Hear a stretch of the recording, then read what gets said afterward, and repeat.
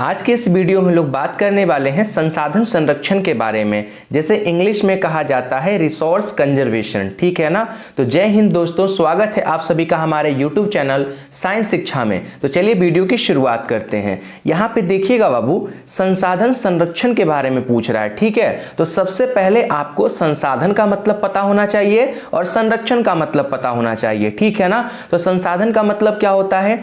वे सभी वस्तुएं जो मानव की आवश्यकताओं को पूरा करता है उसे हम क्या कहते हैं? संसाधन। ठीक है ना। संरक्षण का मतलब क्या होता है? तो चीजों की क्वालिटी और क्वांटिटी को मेंटेन करके रखना, यही कहलाता है संरक्षण। मतलब चीजों को बचा करके रखना। अगर किसी वस्तु का संरक्षण करना है तो इसका मतलब यह होगा कि हम उसके क्वालिटी को मेंटेन करें, उसके गुण को बना के रखें और उसके मात्रा को लंबे समय तक बचा करके रखें। यही संरक्षण का मतलब होता है। ठीक है। अब यहां संसाधन संरक्षण की बात की जा रही है। ठीक है ना। तो संसाधन संरक्षण शब्द का मतलब हो जाएगा कि संसाधनों के गुण को बरकरार रखना और उसे लंबे समय तक बचा करके रखना। ठीक है, यही क्या कहलाएगा? संसाधन संरक्षण कहलाएगा। ठीक है ना। चलिए, तो इसके परिभाषा को हम लोग समझते हैं। संसाधनों का नियोजित एवं विवेकपूर्ण उपयोग करना।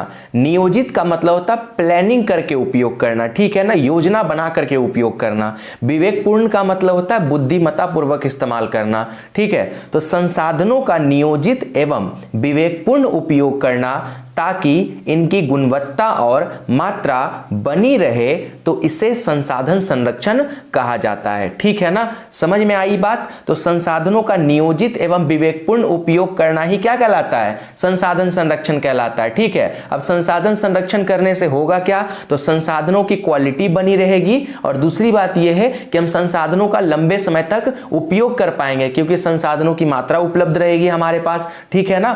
और सबसे बड़ी बात है कि बहुत सारे ऐसे संसाधन हैं जिसका अगर सही ढंग से हम उपयोग ना करें तो उससे हमारी पर्यावरण दूषित हो सकती है। ठीक है, जिसके कारण बहुत सारी पर्यावरणीय समस्याएं पैदा हो सकती है। ठीक है ना। तो कहीं ना कहीं हमें संसाधन संरक्षण करना पड़ेगा क्योंकि संसाधन संरक्षण से और भी चीजें जुड़ी हुई हैं। क्योंकि अगर संसाधन का संरक्षण नहीं होगा तो सबसे पहली दिक्कत ये आएगी कि हमारी आवश्यकताओं को पूरा नहीं किया जा सकेगा। ठीक है ना। दूसरी बात यह है कि हमारे पर्यावरण में बहुत ज्यादा असंतुलन पैदा हो जाएगा जिससे कई सारी पर्यावरणीय समस्याएं उत्पन्न होगी, जैसे कि ग्लोबल वार्मिंग, विश्व तापन। ठीक है ना। वायुमंडलीय प्रदूषण हो गया। ठीक है, जल प्रदूषण हो गया।